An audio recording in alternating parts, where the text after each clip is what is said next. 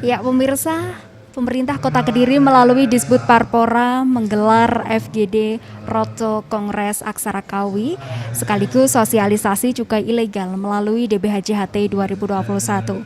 Dalam kegiatan ini turut mengundang beberapa Forkopimda atau penegak hukum di lingkungan Kota Kediri, sekaligus dilakukan sosialisasi kepada generasi muda bagaimana cara menghidupkan kembali aksara Kawi di generasi milenial saat ini. Seperti apakah berlangsungnya kegiatan tersebut? Berikut kita saksikan bersama.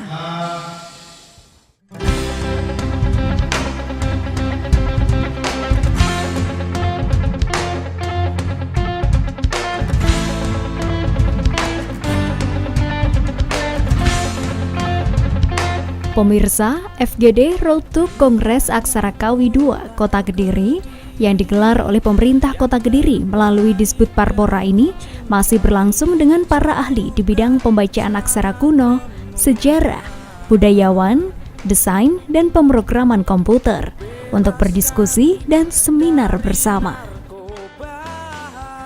Kongres Aksara Kawi ini pertama kalinya diselenggarakan di Kediri dan diapresiasi oleh Disbud Parpora dengan adanya konsep digitalisasi aksara Kawi tersebut. Dengan itu, anak-anak muda pastinya bisa belajar dan lebih mengenal tentang budaya. Yo ayo majulah kotaku, yo ayo raihlah prestasi bersama masa Bubakar.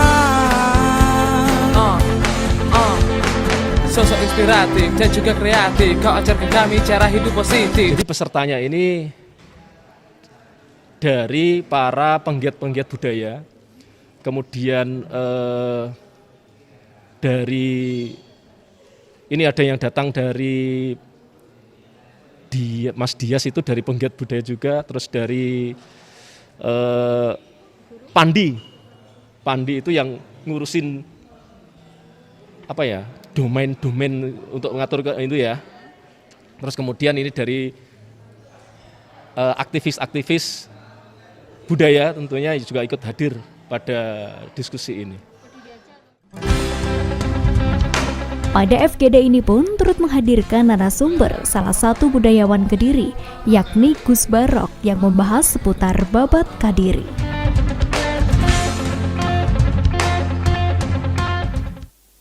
Tahun 2000 kebetulan langsung saya gonceng wali kota Kediri Pak H.A. Maskut, saya ajak ke sana untuk melihat secara langsung bagaimana posisi keberadaan dari karya-karya sastra Jawa kuno yang dimiliki oleh Kediri yang hadir sebelum Balai Pustaka.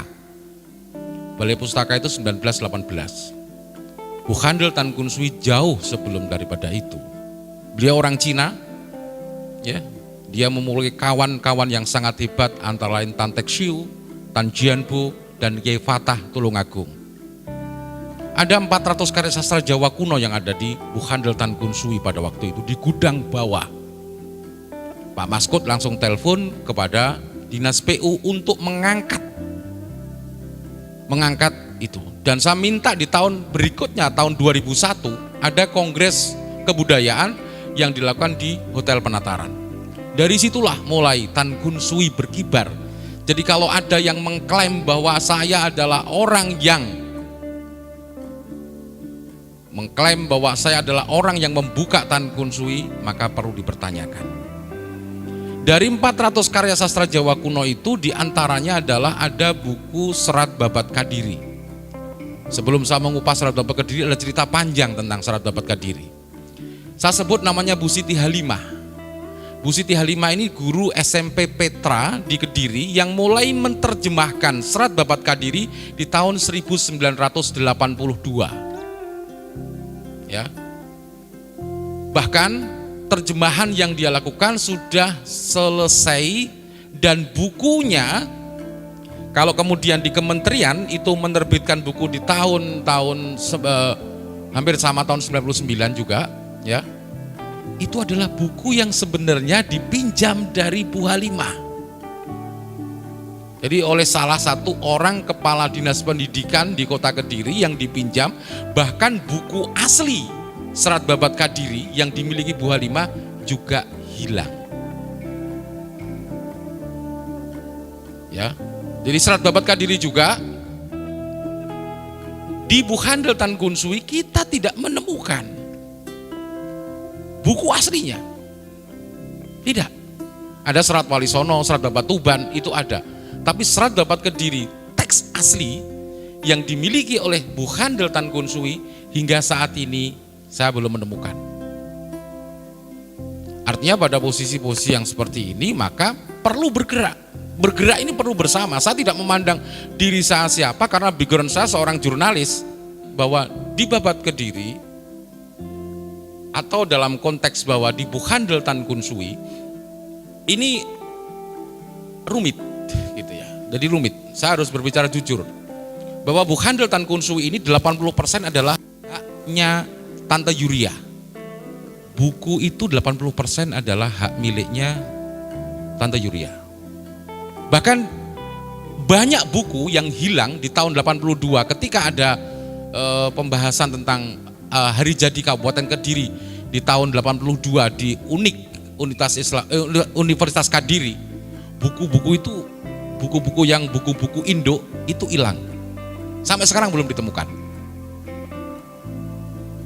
Jadi kenapa saya bilang 400? Karena saya memiliki daftar pustakanya.